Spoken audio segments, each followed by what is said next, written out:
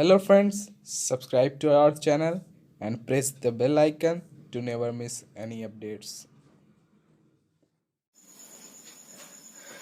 Hello बच्चों, क्या हाल चाल। सब बढ़िया चल रहा है। हाँ, तो पिछले लेक्चर में हमने क्या बात की, सिस्टम ऑफ यूनिट पे बात कर ली थी हमने। सिस्टम ऑफ यूनिट पे फिर से हम रिवाइज कर लेते हैं। सिस्टम ऑफ यूनिट में हमने क्या बताया था, सिस्टम ऑफ यूनिट क्या होता है, it is the set of unit to define the physical quantity. किसी भी फिजिकल क्वांटिटी को डिफाइन करने के लिए जो हमारे सेट ऑफ यूनिट बनते हैं उसको हम क्या बोलते हैं, सिस्टम ऑफ यूनिट। हमने तीन टाइप के बताए थे। हमने आपको एपीएस बताया था, एमकेएस बताया था और सीजीएस बताया था। एपीएस सिस्टम वो सिस्टम होता है जिसको हम जिसको लेंथ में फुट में नापते हैं, मास को पाउंड में नापते हैं, टाइम को सेकंड में नापते हैं। एमकेएस क्या होता था, लेंथ में अगर हम लेंथ को मीटर में नापते हैं, मास को किलोग्राम में नापते हैं, टाइम को सेकंड में नापते हैं, तो एमकेएस सिस्टम बनता था। उसी तरीके से सीजीएस सिस्टम में लेंथ को सेंटीमीटर में और मास को ग्राम में और टाइम को सेकंड में नापते हैं। कोई खास बात नहीं है, चलो आगे बढ़ जाते हैं। एक इंपॉर्टेंट टाइप का सिस्टम हमारा और होता है जिसे हम क्या बोलते हैं, एसआई सिस्टम। ये बहुत ज्यादा यूज होता है हमारे फिजिक्स में। एसआई सिस्टम लिखा रहेगा, है ना। एसआई प्रणाली बोलते हैं, एसआई पद्धति बोलते हैं हिंदी में। एसआई पद्धति या फिर एसआई प्रणाली है क्या, इसको समझ लेते हैं, है ना। है क्या, इसको समझ लेते हैं। असल में एसआई सिस्टम में आपको बता चुका हूं। जो मैं क्या नाम है, सातों मात्रक का जो मैं सातों आपको यूनिट्स बताया था, सातों यूनिट्स के आपको मैंने यूनिट्स बताए थे ना। लेंथ के क्या होता है, लेंथ का मीटर होता है, मास का किलोग्राम होता है, टाइम का सेकंड होता है, टेम्परेचर का केल्विन होता है, इलेक्ट्रिक करंट का एम्पियर होता है, ल्यूमिनेंस इंटेंसिटी का कैंडिला होता है, उसके बाद अमाउंट ऑफ सब्सटेंस का मोल होता है। ये सब एसआई सिस्टम में ही है। असली में एसआई सिस्टम होता क्या है ना। फुल नेम होता है इंटरनेशनले, है ना, इंटरनेशनले सिस्टम। इसका फुल नेम क्या है, इंटरनेशनल से उल्टा पढ़ते हैं, international system. SI system internationally क्या होता है, एक्सेप्टेड होता है। The system of unit which are accepted internationally is basically known as SI system. ऐसा सिस्टम जो इंटरनेशनल लेवल पे एक्सेप्ट किया गया हो, मतलब इंडिया में भी, पाकिस्तान में भी, बांग्लादेश में भी, आपका चाइना में भी, मतलब हर अलग अलग जो प्रांत हैं, अलग अलग जगह पर अगर जो ऐसा यूनिट जो हर अलग अलग जगह पर यूज होता हो, जो एक्सेप्ट किया गया हो, उसको बोलते हैं एसआई सिस्टम, इंटरनेशनल सिस्टम। ठीक है, तो एसआई सिस्टम का इंपॉर्टेंट पॉइंट क्या है, इसका डेफिनेशन क्या बना। इसका डेफिनेशन आपका ये बना कि the system which are accepted internationally is basically known as SI system. ये आपका डेफिनेशन ही है, ऐसा ही रहेगा। दूसरी चीज कि किसी भी फिजिकल क्वांटिटी का अलग अलग यूनिट हो सकता है। जैसे लेंथ का अगर हम बात करें तो मीटर होता है। लेंथ कितना, metre, centimetre, millimetre, kilometre, dash dash dash etcetera. Mass का किलोग्राम और ग्राम और मिलीग्राम, पाउंड एटसेट्रा। तो मास का भी अलग अलग हो गया, लेंथ का भी अलग अलग हो गया, टाइम का भी होता है, सेकेंड होता है, आवर घंटा होता है, सेकंड होता है, घंटा होता है, मिनट होता है, लेकिन हमेशा सेकंड में ही बात करते हैं ना, है ना। तो एसआई सिस्टम में खास बात ये, एसआई सिस्टम क्यों बोलते हैं कि किसी भी फिजिकल क्वांटिटी का एक ही यूनिट होता है एसआई सिस्टम में, है ना। एसआई सिस्टम में जो यूनिट हम जब भी बोलेंगे तो एक ही यूनिट है, वो फिक्स्ड है। जैसे मैंने आपको सातों का यूनिट बताया, टाइम का सेकंड होता है, लेंथ का मीटर में बोलते हैं एसआई सिस्टम में यूनिट, और मास का आपका किलोग्राम बोलते हैं। तो एसआई सिस्टम फिक्स है ना। तो एसआई सिस्टम में फायदा ये है कि एक फिजिकल क्वांटिटी का एक ही यूनिट होता है, वो फिक्स कर दिया गया, आप दूसरा यूनिट नहीं बोलेंगे। जैसे अगर हम एनर्जी की बात करते हैं तो एनर्जी का अलग अलग जगह पे अलग अलग यूनिट होता है। जैसे इलेक्ट्रिकल एनर्जी की बात करें, आप पढ़ के आ रहे हैं इलेक्ट्रिकल एनर्जी, जिसको हम यूनिट बोलते हैं, वन यूनिट, वो वाला यूनिट नहीं हो, मात्रक वाला यूनिट नहीं जो मैं पढ़ा रहा हूं, है ना, वो वाला जो इलेक्ट्रिकल एनर्जी क्लास 10 में पढ़ा है। क्या चीज, 1 किलोवाट आवर। 1 किलोवाट आवर को एनर्जी को ऐसे मेजर किया जाता है, 1 किलोवाट आवर को बोलते हैं 1 यूनिट है। ये एक यूनिट भी लाया हमारे यहाँ, 2 यूनिट भी लाया, तो ये भी एनर्जी है। और अगर ये भी एनर्जी है तो एनर्जी का ये यूनिट देते हैं, उसका ये यूनिट लिखते हैं। अच्छा, जूल भी देते हैं, मैकेनिक्स में जब भी पढ़ते हैं जूल भी सुना होगा आपने, एनर्जी का यूनिट। और दूसरा हीट, अगर हम पढ़ते हैं तो हीट में कैलोरी भी बोलते हैं। तो 3 अलग अलग यूनिट है। अगर हीट पढ़ रहे हैं तो हीट एनर्जी को क्या बोलेंगे, कैलोरी बोलेंगे, हीट एनर्जी को। और अगर मैकेनिक्स में कुछ एनर्जी आ गई उसमें जूल बोल देंगे, और इलेक्ट्रिकल एनर्जी की बात करेंगे तो किलोवाट आवर बोल देंगे, उसी की यूनिट बोलते हैं 1 यूनिट, है ना। तो ये बेसिकली, तो अगर हम बात करें तो बताओ एसआई सिस्टम में कौन सा यूनिट लिया जाएगा, तो एसआई सिस्टम में इसी को माना गया है कि एसआई सिस्टम में एनर्जी का यूनिट होता है जूल। एसआई सिस्टम में एनर्जी का यूनिट कैलोरी नहीं माना गया, इसको फिक्स कर दिया गया, फिक्स्ड है कि एसआई सिस्टम में हम एनर्जी का यूनिट क्या मानेंगे, जूल मानेंगे।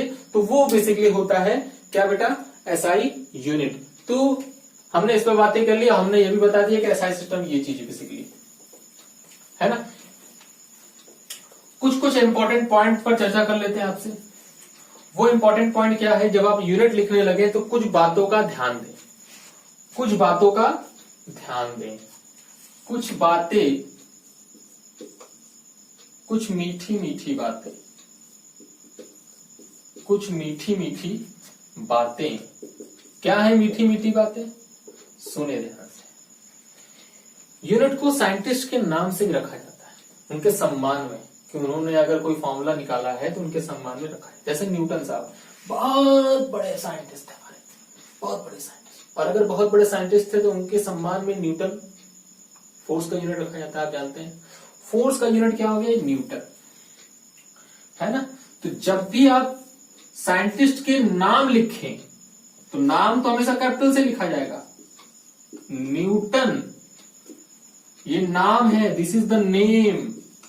लेकिन फिजिक्स में हमें यूनिट लिखना है साइंटिस्ट का, सॉरी फिजिकल क्वांटिटी का, है ना। तो हम क्या लिखेंगे, अगर आप चाहते हैं आपके पेन में ज्यादा इंक है और पूरा नाम लिखना चाहते हैं साइंटिस्ट का, तो ऐसे लिखेंगे स्मॉल से। साइंटिस्ट का नाम यूनिट की जगह पे अगर पूरा लिखना है तो स्मॉल से, बड़े से नहीं लिखा जाता। क्यों बड़े से नहीं लिखा जाता, क्योंकि बेटा आप यूनिट लिख रहे हैं, नाम नहीं लिख रहे हैं। जैसे लिखना है फोर्स 2 न्यूटन, अगर फोर्स 2 न्यूटन लिखना है, पूरा नाम लिखने का मन है आपका, ज्यादा इंक है आपके पास, तो क्या लिखेंगे, न्यूटन, स्मॉल से 2 न्यूटन। तरीका है, तरीका बनाया गया है ना, कायदा होता है साहब। तो ये गलत हो जाएगा आपका। लेकिन अगर आपको सिंबल दिखाना है खाली, तो सिंबल दिखाने के लिए क्या दिखाएंगे, कैपिटल से दिखाएंगे, स्मॉल से नहीं। ये गलत तरीका है, क्लियर है। तो सीधा आपको क्या समझना है, सीधा आपको ये समझना है, अगर आप यूनिट लिख रहे हैं तो साइंटिस्ट का अगर नाम है तो हमेशा स्मॉल लेटर से स्टार्ट करेंगे, हमेशा किससे स्टार्ट करेंगे, स्मॉल लेटर से। और जब आप सिंबल खाली देना चाहते हैं तो हमेशा कैपिटल से। जैसे एम्पियर, 2 एम्पियर, जब 2 एम्पियर लिखेंगे, 10 एम्पियर करंट की वैल्यू क्या होती है, करंट एम्पियर में लिखते हैं ना, 10 एम्पियर लिखेंगे तो हमेशा क्या लिखेंगे, छोटे से लिखेंगे एम्पियर। लेकिन अगर आपको सिंबल ओनली देना है तो 10A,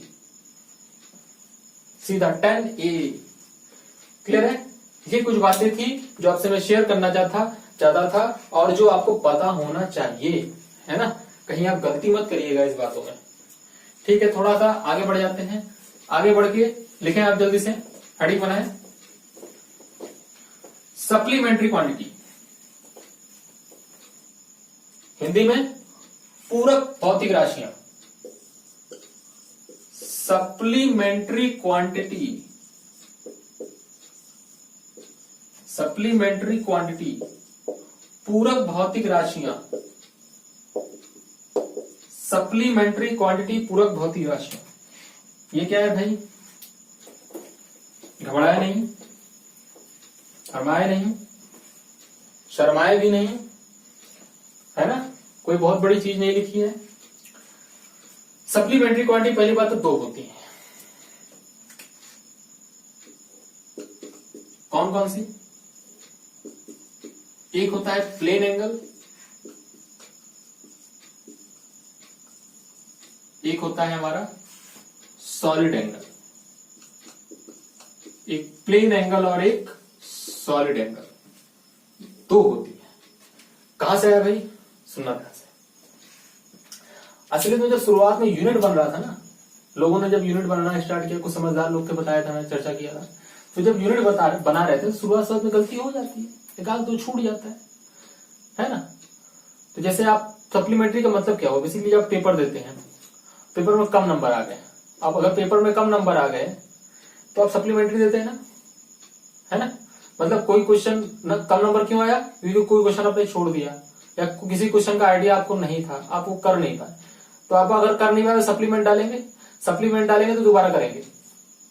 कहते नहीं मैं सप्लीमेंट देने जा रहा हूं, मेरा सप्ली आ गया है ना, तो सप्लीमेंट देते हैं। तो पेपर का क्या देते हैं, सप्लीमेंट देते हैं। पेपर में अगर कम नंबर आता है या आपका इंप्रूवमेंट लग जाता है इस टाइप से, तो आप सप्लीमेंट देते हैं। तो वही काम यहाँ भी है। लोगों ने यही सोचा था कि अच्छा हमने क्या 7 फिजिकल क्वांटिटी बनाई, लेकिन 7 फिजिकल क्वांटिटी से पूरी फिजिक्स डिफाइंड नहीं हो रहा है, इसका मतलब कुछ छूट रहा है।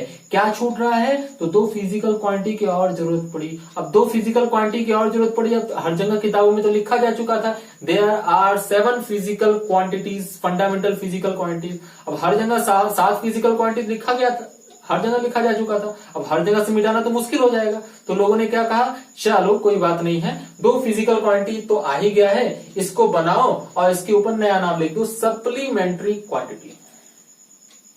समझ में आई बात। सप्लीमेंट्री क्वांटिटी है, ये भी फिजिकल क्वांटिटी, असली तो 9 फिजिकल क्वांटिटी है हमारे। 9 फिजिकल क्वांटिटी। जब भी आपसे कोई पूछेगा कितने नंबर ऑफ फिजिकल क्वांटिटी, तो आप बोलेंगे 9 में से 7 तो फंडामेंटल वाला बता देंगे, उसके बाद 2 सप्लीमेंट्री क्वांटिटी बताएंगे, ये क्योंकि बाद में आया था, है ना, लोग भूल गए थे बनाना। तो खैर, तो 2 फिजिकल क्वांटिटी कौन कौन सी, प्लेन एंगल और एक सॉलिड एंगल। अच्छा, ये प्लेन एंगल और सॉलिड एंगल क्या होते हैं, आप भली बात ही समझते हैं प्लेन एंगल सॉलिड एंगल के बारे में। 2 लाइन जहां इंटरसेक्ट करती हैं, वहां जो एंगल बनता है उसको हम क्या बोलते हैं, प्लेन एंगल। 2 लाइंस जहां पर इंटरसेक्ट करती हैं, तो वहां जो एंगल बनता है उसको क्या बोलते हैं, प्लेन एंगल। बेसिकली किसी प्लेन में बना हुआ एंगल क्या कहलाता है, बेसिकली वो प्लेन एंगल कहलाता है ना। और सॉलिड एंगल क्या होता है, सॉलिड एंगल बेटा जैसे आइसक्रीम आपने खाई होगी ना, आइसक्रीम खिला के बताऊं तो ज्यादा समझ में आएगा, ऐसा है? ये हमारा क्या है, आइसक्रीम या टोपी समझ सकते हैं। तो ध्यान से अगर आप देखो, इस सरफेस के हर एक पॉइंट को देखो, सॉरी हर एक लाइन को देखो, एक ही पॉइंट से मिल रहा है, तो यहां पे एक बेटा एंगल बन रहा होगा कोने में, बन रहा है ना, यहां पे जो एंगल बनेगा that is basically known as solid angle. इसी को सॉलिड एंगल बोला जाता है। सॉलिड एंगल इसे दिखाते हैं ऐसे, है ना, इसे बोलते हैं ओमेगा। क्या बोलते हैं, ओमेगा। तो दैट इज सॉलिड एंगल और ये प्लेन एंगल। अच्छा, ये प्लेन एंगल है, तो ये बातें बहुत जरूरी है कि प्लेन एंगल कब मिलेगा, हमेशा 2 डायमेंशन में मिलेगा, एक प्लेन के अंदर मिलेगा। और ये हमेशा किससे मिलेगा, 3 डायमेंशन मिलेगा, 3D में, है ना। ये हमेशा प्लेन एंगल हमेशा 2 डायमेंशन मिलेगा। जैसे ये प्लेन हो गया, एक प्लेन हुआ, है ना। तो इसके बीच में, इस लाइन के बीच में जो एंगल बना वो क्या बना, प्लेन एंगल। लेकिन जब मैं इसकी बात करूंगा सॉलिड एंगल की, यहां जो एंगल बन रहा है, यहां पर मैंने यहां पे देखना, यहां पे जो एंगल बन रहा है, यहां पे ये देखो, ये बन रहा है कुछ दिखता हुआ, है ना। तो ये क्या बना तुम्हारा, ये तुम्हारा सॉलिड एंगल बेसिकली है। तो ये सॉलिड एंगल हो गया, ये हमारा प्लेन एंगल है। इसका कुछ फॉर्मूला मतलब भी होता होगा। इसका फॉर्मूला तो आप जानते हैं, पहले से ही बचपन में पढ़ा था। इसका फॉर्मूला क्या, कि अगर मैं आपसे ये बोलूं कि ये क्या है, आर्क लेंथ है, ये क्या है, आर्क है जिसका लेंथ है, ये आर है, ये आर है, ये एंगल थीटा है। तो थीटा बराबर क्या होता है, थीटा मतलब एंगल बराबर आर्क लेंथ अपॉन में रेडियस, ये फॉर्मूला इसका। अच्छा, इसका यूनिट भी होता है क्या, हाँ जरूर होता है, बेशक होता है। इसका यूनिट कितना होता है, रेडियन, RAD, है ना, रेडियन। इसका यूनिट होता है रेडियन, यूनिट रेडियन। अच्छा, सॉलिड एंगल का भी कुछ फॉर्मूला होता होगा, हाँ जरूर होता है बेटा, सॉलिड एंगल का भी कुछ फॉर्मूला होता है। वो फॉर्मूला बता दीजिए सर, बता देते हैं आपको हम, ध्यान से देखें। सॉलिड एंगल का फॉर्मूला देखें, थोड़ा सा अच्छे से बना लेता हूं। ये पॉइंट्स है, कैसे कैसे और ये ऐसे, क्लियर। ये जो यहां पे बना वो एंगल क्या हो गया, सॉलिड एंगल, है ना। ठीक है, इसका फॉर्मूला क्या है, सिंपल सा फॉर्मूला, कोई खास बात नहीं।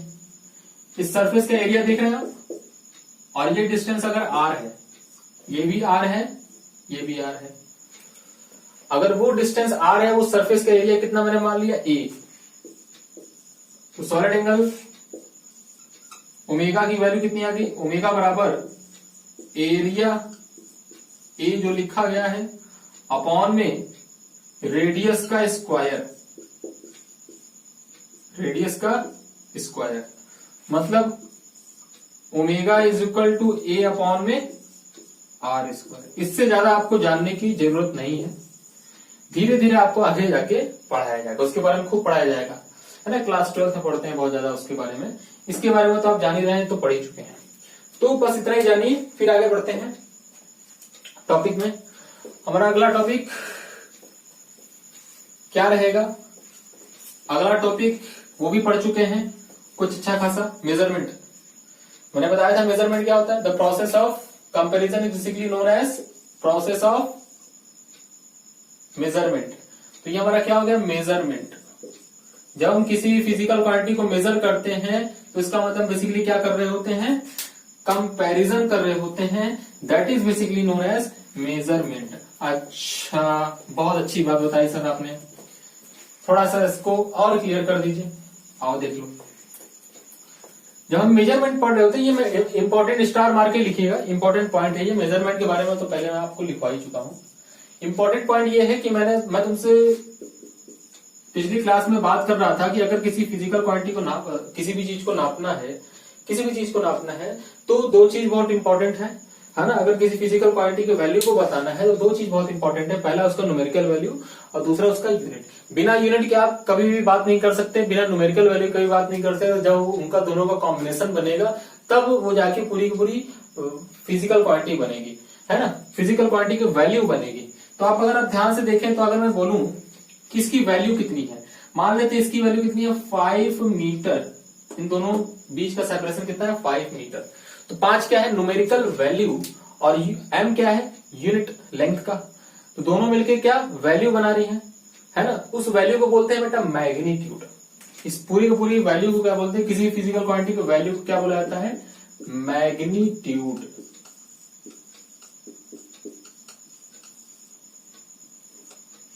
हिंदी में क्या बोलते हैं, परिमाण। परिमाण लिख देता हूं, हिंदी में बोला जाता है परिमाण। सुनने में बहुत अजीब लगता है लेकिन ठीक है, सुन लो, कोई बात नहीं है। बहुत कुछ सुन लेते तुम लोग, है ना, सुनते तो बहुत कुछ हो, तो ये भी सुन लो, कोई खास बात नहीं है। 5 मीटर।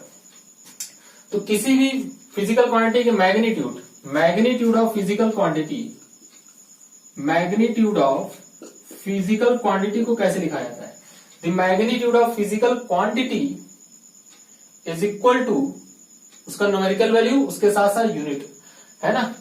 तो न्यूमेरिकल वैल्यू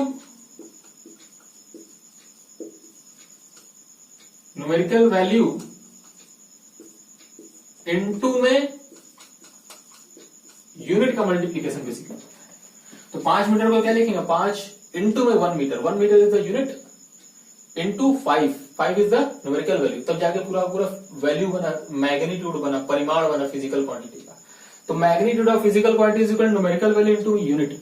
अब इसी को बुकों में ऐसे लिखते हैं, इसे दिखा देंगे ऐसे Q, इसे दिखा देंगे स्मॉल n और इसे दिखा देंगे U। तो Q बराबर n इंटू में U, Q बराबर n इंटू में U। अब किताबों को आप देखेंगे तो ग्राफ बनाया रहता है। ग्राफ क्या बनाया रहता है, किसके किसके बीच का ग्राफ बनाते हैं, न्यूमेरिकल वैल्यू और यूनिट के बीच का ग्राफ बनाते हैं, किसके किसके बीच का, न्यूमेरिकल वैल्यू और यूनिट के बीच का। मैंने आपको ग्राफ पढ़ने के लिए कहा था, शायद आपने पढ़ा होगा, और अगर नहीं पढ़ा है तो ग्राफ का वीडियो बेटा जरूर से देखें। मैं रिकमेंड कर रहा हूं आपको कि आप जाकर पिछले वीडियो में आप जाकर प्लेलिस्ट में देखिएगा, प्लेलिस्ट में आपको मिलेगा, क्या मिलेगा, ग्राफ का वीडियो मिलेगा। ग्राफ जरूर देखें, क्योंकि बिना ग्राफ के पढ़ सकते हैं, कोई खास बात नहीं है, लेकिन कहीं कहीं फंस जाएंगे आप। तो फंसना क्यों, आसान है ग्राफ सीखना। तो आप पिछले वीडियो में ग्राफ 3 लेक्चर बने हुए हैं, 3 लेक्चर या 4 लेक्चर ग्राफ के हैं, वो ग्राफ देख लीजिए। डिफरेंशिएशन इंटीग्रेशन भी पढ़ लीजिए, है ना, काम देगा, क्योंकि अभी देखिएगा वो डिफरेंशिएशन इंटीग्रेशन बहुत ज्यादा काम देगा आपके फिजिक्स में। नहीं सीखेंगे, थोड़ी बहुत मैथ नहीं आएगी तो थोड़ा सा फिजिक्स तकलीफ हो जाएगा, लेकिन अगर हाँ थोड़ा बहुत मैथ आता है, चाहे वो बायो के लड़के हों चाहे वो मैथ की लड़की हो, तो बड़ा मजा आ जाएगा। बायो के लड़कों को भी मजा आएगा कि हाँ फिजिक्स पढ़ने में अब मजा आ रहा है, क्योंकि मैथ उनको आता है। तो फंसते कहाँ है वो, मैथ में थोड़ा फंस जाते हैं। और ऐसा भी मैथ नहीं है कि बहुत टफ टफ टफ वाला मैथ है, बहुत टफ वाला मैथ नहीं है। क्लास 10 के कुछ चुनिंदे टॉपिक्स हैं, है ना, उनको आपको याद रखना है। तो आप जाके देखिएगा डिफरेंशिएशन का वीडियो, इंटीग्रेशन का वीडियो, है ना, उसको देख के उसको कंप्लीट रखिए। डिफरेंशिएशन इंटीग्रेशन का वीडियो देख लीजिए, बेसिक्स मैथ देख लीजिए, सब वीडियो बना हुआ है पिछले वाले लेक्चर्स में, है ना। आइए ग्राफ बनवाते हैं एन और यू के बीच का, कुछ बातें मैं समझाता हूं। जैसे मैं अगर आपसे ये कहूं कि सेम फिजिकल क्वांटिटी के मैग्नीट्यूड को, वैल्यू को 2 अलग अलग यूनिट बताइए। जैसे तीन अलग अलग यूनिट बता देते हैं, या 2 ही बताओ चलो। 1 metre is equal to 100 centimetre, ये जानते होंगे आप। तो बताओ, जब मैंने न्यूमेरिकल वैल्यू को बढ़ाया तो इसकी यूनिट का क्या हुआ?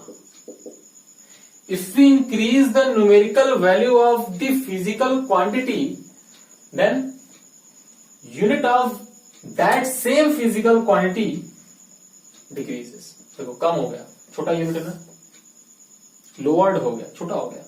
मीटर है, मीटर बड़ा यूनिट होता है, सेंटीमीटर छोटा। जब हम न्यूमेरिकल वैल्यू को बढ़ाते हैं, देखो न्यूमेरिकल वैल्यू को जैसे हम बढ़ाया, यूनिट छोटा हो गया, लेकिन फिजिकल क्वांटिटी की वैल्यू सेम रही। 1 मीटर भी उतना ही होता है, 100 सेंटीमीटर भी उतना ही होता है। मतलब कहने का मेरा मतलब ये कि न्यूमेरिकल वैल्यू बढ़ाओगे तो यूनिट घटेगा, जितना बढ़ाओगे उतना घटेगा, जितना बढ़ाओगे उतना घटेगा। न्यूमेरिकल वैल्यू घटाओगे तो यूनिट बढ़ेगा। जैसे 1000 metre, 1000 metre is equal to 1 kilometre. बताओ, यूनिट को तुमने घटाया है ना, लेकिन सॉरी न्यूमेरिकल वैल्यू को तुमने घटाया है, 1000 से 1 कर दिया, घटाया, लेकिन यूनिट तुम्हारा बढ़ गया, किलोमीटर ज्यादा होता है। वही चीज वही चक्कर यहाँ। अगर मैं आपसे ये कहूं कि फिजिकल क्वांटिटी की वैल्यू को नहीं चेंज करना है, मतलब क्यों चेंज नहीं करें, क्यों क्या रखना है, कांस्टेंट, नो चेंज। अगर क्यों चेंज नहीं करना है तो अलग अलग फिजिकल क्वांटिटी में बोलना है आपको कि 2 अलग अलग फिजिकल क्वांटिटी में उसी फिजिकल क्वांटिटी को बोलिए, तो ऑब्वियस सी बात है आप क्या लिखेंगे, N1U1 is equal to N2U2, और दोनों की वैल्यू क्या है, same.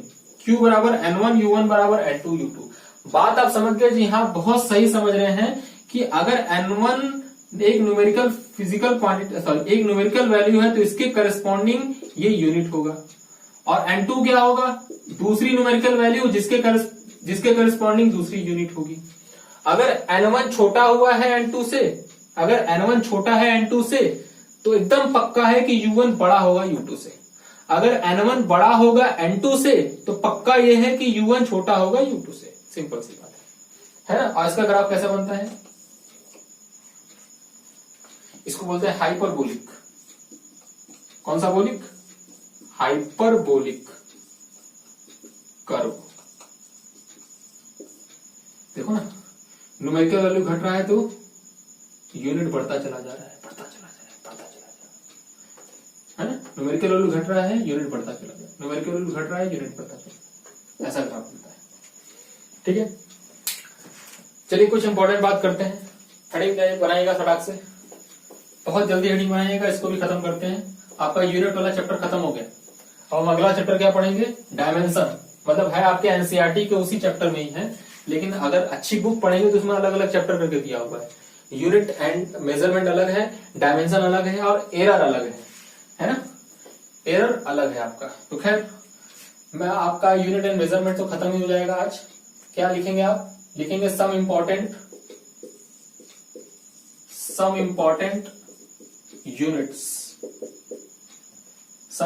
Units and useful units, जो बहुत ज्यादा यूज होते हैं, आपको याद होने चाहिए। पहला इंपॉर्टेंट यूनिट तो वही है, 1 मीटर बराबर 100 सेंटीमीटर, बच्चा जानता है, मैं नहीं बताऊंगा। दूसरा यूनिट तो वही है, 1 kilometre is equal to 1000 metre, ये भी बच्चा जानता है, मैं नहीं बताऊंगा। मैं वो बताऊंगा जो आप नहीं जानते होंगे, है ना, या फिर थोड़ा बहुत कभी सुने होंगे। मतलब कि ऐसा अगर मैं बता दूं तो फिर डांटना नहीं कि हाँ ऐसा नहीं, है ना। तो ठीक है, तो आगे बढ़ते हैं। और मोस्ट इंपॉर्टेंट यूनिट क्या लिखते हैं? मोस्ट इंपॉर्टेंट यूनिट लिखते हैं पहला एस्ट्रोनॉमिकल यूनिट। एस्ट्रोनॉमिकल यूनिट, अब ये क्या बला है सर? कोई बला नहीं, आपको याद रखना है, कोई खास बात नहीं है। एक एस्ट्रोनॉमिकल यूनिट क्या है, इसको भी फिक्स कर दिया गया है, लोगों ने बनाया है कि वन एस्ट्रोनॉमिकल यूनिट इसको बोलेंगे। किसको बोलेंगे? तो वन एस्ट्रोनॉमिकल यूनिट बेसिकली है क्या? It is the average distance between sun and अर्थ।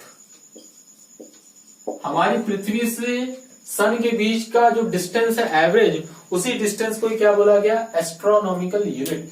इसकी वैल्यू कितनी होती है? निकाला जाता है ये, इसकी वैल्यू लोगों ने निकाला है, आप डायरेक्ट याद रखिए, 1 astronomical unit is equal to 1.496 into 10⁻11 metre, है ना, 1.496। तो 1 लाइट ईयर की वैल्यू क्या होती है? लाइट ईयर की अगर हम बात कर रहे थे, है ना, लाइट ईयर की बात कर रहे थे, लाइट ईयर का क्या मतलब होता है? ईयर मतलब एक साल, है ना। पहली बात तो ये कि ये टाइम का यूनिट नहीं है, पहली बात ये टाइम का यूनिट नहीं है।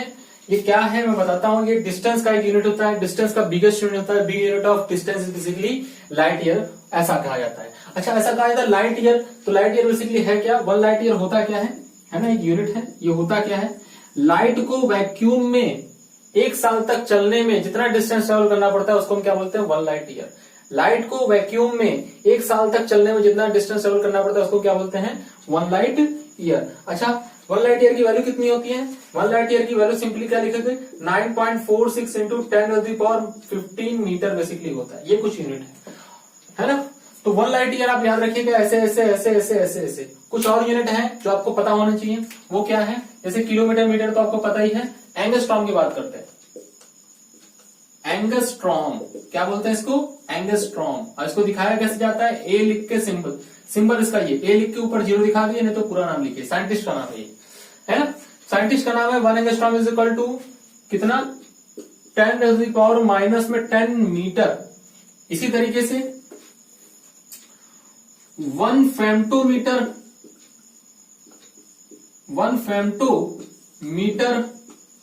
या फिर 1 फर्मी दिखाते हैं एफएम से, small F small M is basically is equal to minus में 10⁻15 मीटर। ऐसे कुछ यूनिट्स और होते हैं, छोटा छोटा है, याद रखिएगा। मुझे भी याद है, कई बार हमने कोशिश किया, देखते रहे, याद हो गया। आप भी देखते रहेंगे, याद हो जाएगा, है ना। कम से कम लिख तो लीजिए। 1 femtometre fermi is equal to 10⁻15 metre. एक माइक्रॉन होता है, 1 माइक्रॉन, है ना। इसको सिंबलाइज कैसे कहते हैं? यू लिख लीजिए, यू लिख के ऐसे खींच दिए, ऐसे ये हो गया माइक्रो। इसे माइक्रो भी पढ़ते हैं लोग, माइक्रॉन या फिर micro. 1 micron is equal to कितना? 10⁻⁻6 मीटर, है ना। तो ये कुछ वैल्यूज हैं जो आपको याद होनी चाहिए और जरूरी है, आपको याद होना चाहिए, जरूरी है ना। कुछ चीजें और, जैसे मास पे आ जाते हैं। ये तो लेंथ के बारे में चर्चा, लेंथ का यूनिट, मास के कुछ यूनिट्स आते हैं, है ना। तो मास के किलोग्राम और ग्राम से ही बातें हो जाती है आपकी फिजिक्स में, है ना, काम चल जाता है। लेकिन मीटर में ये सब काम करना पड़ता है जो मैंने बताया। अच्छा, जैसे अगर मैं कुछ बात करूं, चलो मास ऑफ द सन बता दो। अगर सन की मैं बात करूं, मास ऑफ सन, अगर मास सन की अगर बात करूं तो इसकी वैल्यू कितनी होती है? 2 इंटू 10⁻30 kg। इतना भारी होता है हमारा सन। कौन नापा? लोगों ने नापा है। मुझे क्या करना है? मुझे याद रखना है, इसे याद रख लो, कोई खास बात नहीं है ना। तो 2 इंटू 10⁻30 kg ये किसका है? सन का मास है। सन इतना भारी है भाई। अच्छा, कभी कभी बेटा आपसे पूछा जाता है what is the big unit of mass. Mass का बिग यूनिट क्या होता है? तो मास का अगर आपसे बिग यूनिट कभी तुम आपसे पूछे तो बिग यूनिट के लिए आप करेंगे क्या? आप सीधा सीधा उसको क्या बोलेंगे कि big unit of mass is basically CSL। CSL का मतलब क्या होता है? चंद्रशेखर लिमिट। पूरा नाम है चंद्रशेखर लिमिट को। अरे सर चंद्रशेखर साहब यहां कहां से आ गए, है ना? वो चंद्रशेखर आजाद वाला नहीं, नाम है ये चंद्रशेखर लिमिट, यूनिट रखा गया है। इसकी वैल्यू होती है 1.4 into mass of the sun. Mass of sun के मास का 1.4 टाइम्स होता है कौन, चंद्रशेखर लिमिट। तो मास ऑफ द सन, कुछ टर्मिनोलॉजी आपको पता होनी चाहिए, कुछ टर्मिनोलॉजी। वो टर्मिनोलॉजी है क्या, जैसे आपसे पूछा जाए सोलर ईयर क्या होता है ना? सोलार ईयर पूछा जाए आपसे तो सोलार ईयर क्या होता है, तो 1 solar year is equal to, सुना है कभी सोलार ईयर सुना है कभी? नहीं सुना है, मेरे मुझे सुन लो, उसमें कौन सी खास बात है। 1 सोलार ईयर, अभी आपको चमकेगा क्या है, हाँ सर ये ऐसा ही होता है। 1 solar is equal to 365.25 days, या फिर 365 डेज, या फिर 365 डेज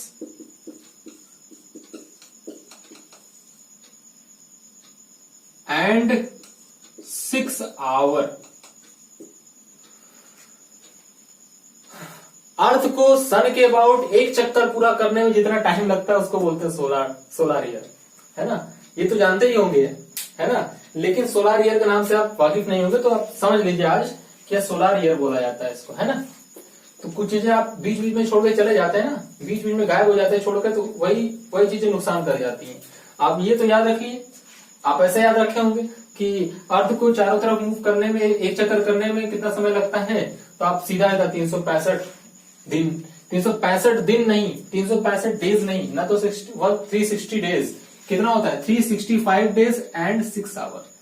यही 4 साल में एक दिन बन जाता है, 6 + 6 + 6 + 6 24 घंटा हुआ, और वही क्या हो जाता है, लीप ईयर 366 डेज, एक दिन बढ़ जाता है। यही 6 से जुड़ता रहता है, 4 साल में क्या हो जाता है, एक दिन बढ़ जाता है। जो आप कहते हैं एक दिन बढ़ गया, है ना? एक दिन नहीं बढ़ता है, ऐसा नहीं होता है कि एक बार 365 आया, दूसरी बार 365 आया, तीसरी बार भी 365 आया, चौथी बार में 366 आ गया, ऐसा नहीं होता है। 365 1/4 मतलब 365 दिन 6 घंटा समय लगता है अर्थ को चारों तरफ मूव करने में, और वही 4 साल में लीप ईयर हो जाता है। क्या ठीक है, ये बता दो ल्यूनार, क्या चीज, ल्यूनार मंथ, नाम है ये सब, ल्यूनार मंथ। मैं बताता हूं, चंद्रमा पृथ्वी के अबाउट, अर्थ के अबाउट रोटेट करती है ना, रिवॉल्व करती है ना? तो एक चक्कर करने में जितना टाइम लगता है उसको बोलते हैं lunar month. It is the time taken by the moon around sun for 1 revolution, basically known as lunar month. इसकी वैल्यू कितनी होती है, 1 ल्यूनार मंथ की वैल्यू होती है, 1 ल्यूनार मंथ इज इक्वल टू कितना पता है आपको, कितना समय लगता है, 27.3 डेज, 27 दिन। कितने घंटे, नहीं बोलेंगे आप, हाँ बोलेंगे, कैसे, दूर है ना। 27.3 डेज है ना, इतना समय लगता है। ठीक है, ल्यूनार मंथ हो गया। सोलार, एक चीज और होती है, सेंचुरी। सेंचुरी किसे कहते हैं, हाँ वही वाला सेंचुरी, है ना। 1 century is equal to 100 year. कहते नहीं भाई साहब, दादा ने सेंचुरी मार दिया, दादा ने सेंचुरी मार दिया मतलब कितने साल जी गए वो, 100 साल जी गए। सेंचुरी का मतलब 100 ईयर। तो ये सब छोटी छोटी कुछ टर्मिनोलॉजी थी, आपको याद होनी चाहिए। अगले टर्म में हम मिलेंगे, अगले टर्म में जब मिलेंगे तो वहां पे हम डायमेंशन पढ़ेंगे, और डायमेंशन के पहले कुछ चीजें थोड़ी थोड़ी इंपॉर्टेंट बातें, order of magnitude, parallax method पढ़ेंगे, उसके बाद हम डायमेंशन पे मूव कर जाएंगे। ठीक है, बहुत बहुत धन्यवाद आपका, बेस्ट ऑफ लक, पढ़ते रहिए, हंसते रहिए, मुस्कुराते रहिए। Thank you very much.